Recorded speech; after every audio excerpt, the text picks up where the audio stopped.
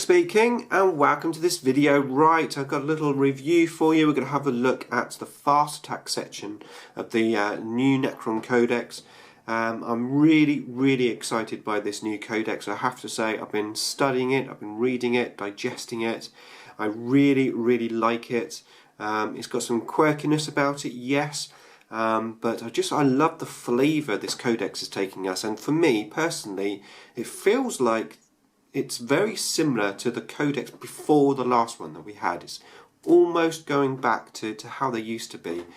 So what I want to do is I want to take a look at the fast attack choices and run through maybe some of the changes and just having a new fresh look at these units. Now this is, as I said, only done purely after just reading the Codex, so this isn't too many gaming experiences behind this. So we'll look at individual units in the future and once the learning curve has been done. But for now, yeah, let's have a quick look. So first fast attack choice we're going to look at is the Scarab Swarms. Now these are my green stuff Scarabs. I've actually got 63 bases because I run a Scarab farm list. So I've got quite a number of these bases. Now it's probably fair to say that the Scarabs are probably one of the very few units actually that's taken a fairly big hit in this new Codex, which is a slight shame but not unsurprising.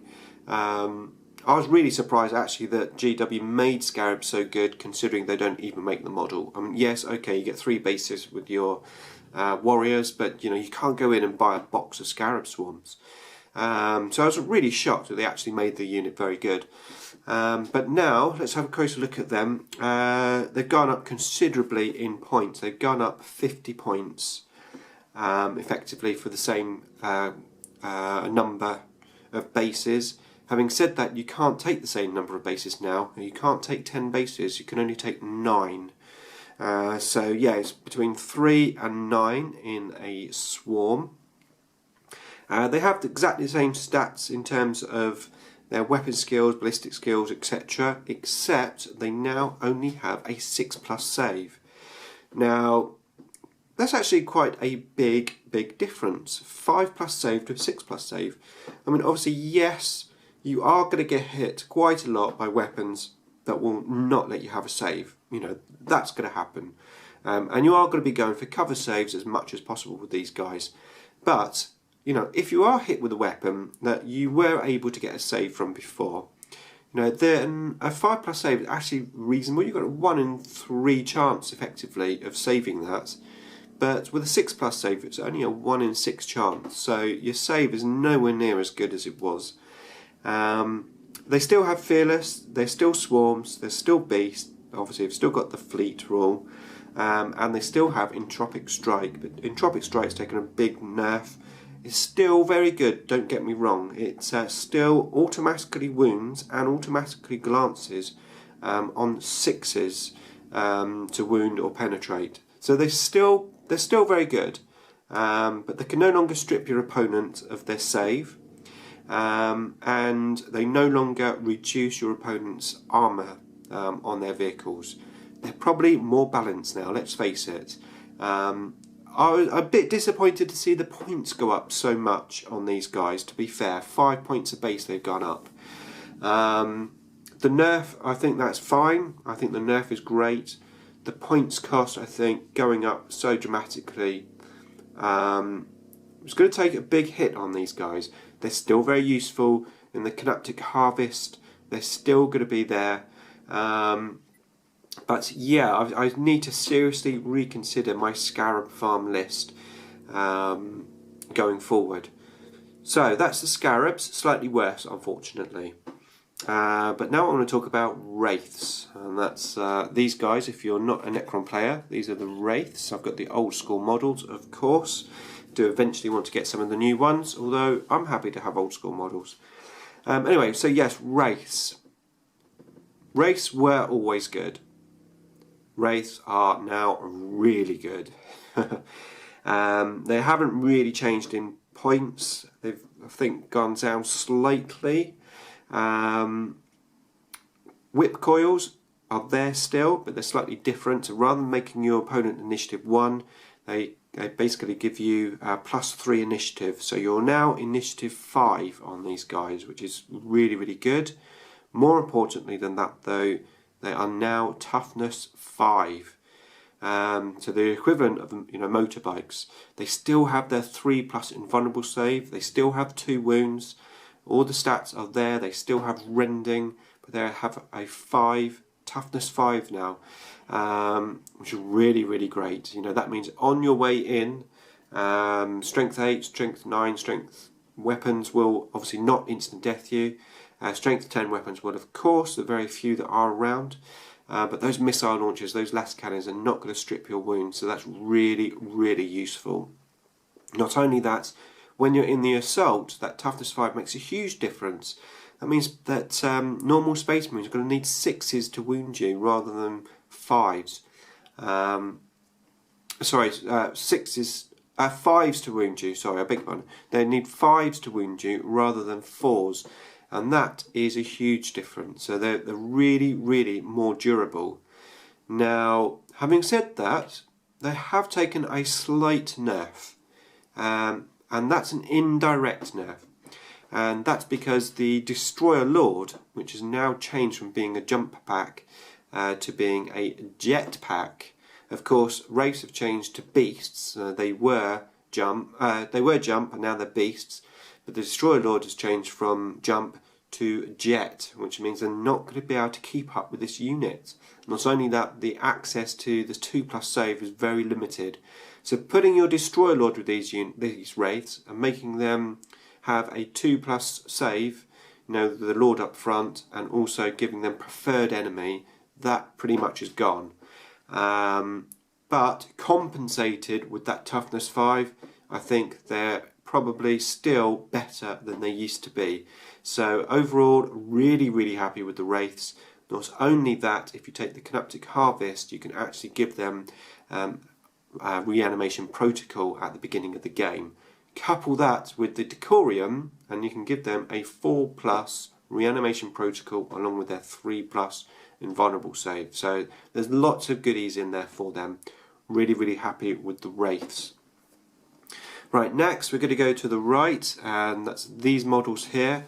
Now these models are actually destroyers. These are the old Necron destroyers. They're all metal ones. But I use these as tomb blades because I really like the model, and I think up alongside an actual destroyer they fit in perfectly as a tomb blade. Now I have 5 of these models, but I think I am going to need to get more. So yeah, I'm going to start searching eBay. So tomb blades. Tomb blades haven't actually changed that much in terms of what they do and how they work on the table, but boy have they changed in points. They are a lot cheaper than they used to be. Not only that, you can now take up to 10 tomb blades in a unit. Funny enough, they now come with the Gauls Blaster as a standard weapon.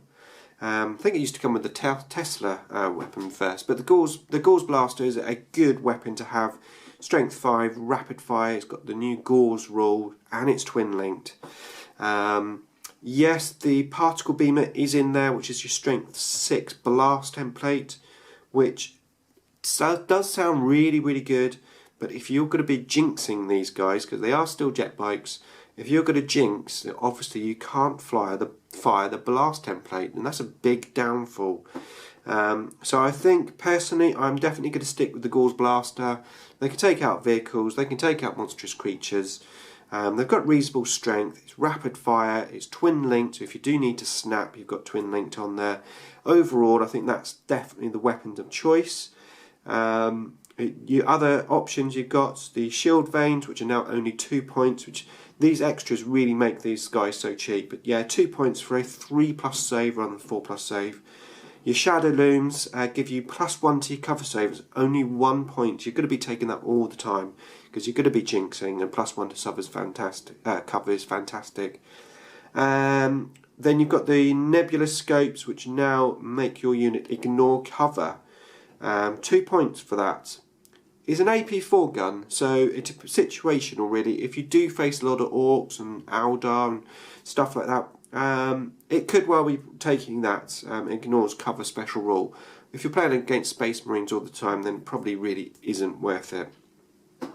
So overall, big thumbs up for the Tomb Blades, mainly because they're a nice little distraction unit. They are in the Reclamation Legion as a compulsory choice. So I figure Games Workshop aren't selling the Tomb Blade models too well, so they're probably trying to sell more. So they made them really cheap. They've made them compulsory in one of the attachments, and well, fine, you know, that's fine. I shall be using these mainly to flank. I think they're fantastic flanking units. They've got the speed, they've got some reasonable firepower, they've got a good save. I think they're an ideal flanking unit. So yeah, brilliant Tomb Blades. Right, lastly is the Necron Destroyers. Now these guys have had another big change.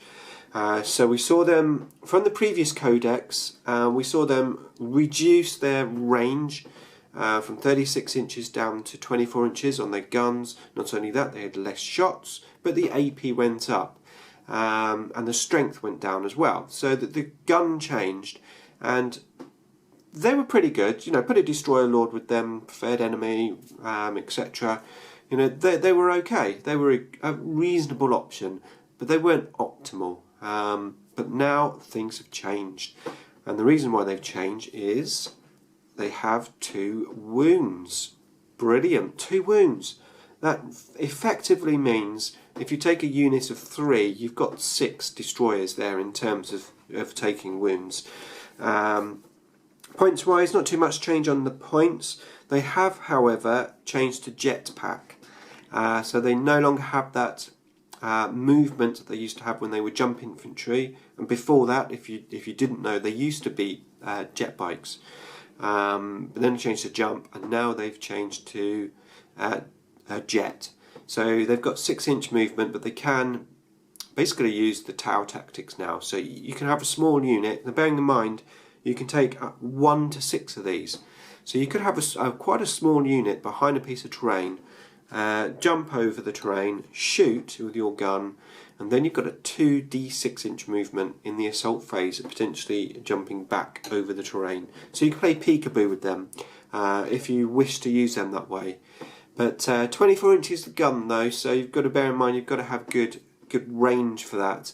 But yeah, I'm really happy with how the destroyers are looking. I think the 2 wounds is going to make a big difference to them, and yeah, I'm liking them. Not necessarily my go-to choice at the moment, but I'm definitely keen to run some groups of destroyers and see how they perform on the table now with their extra wounds, because I think they're going to be a lot more durable. Okay, I think that's it. Destroyers have preferred enemy, so they can now re-roll their ones to hit and wounds in both the shooting and the assault phase, if you should happen to get into the assault. Right, yes, I think that's it for the fast attack section. Hopefully you've enjoyed this video. We're going to have a closer look at these in the future, and yeah, next up I'm going to get out the elites units, and we're going to have a look at those. Thanks for watching.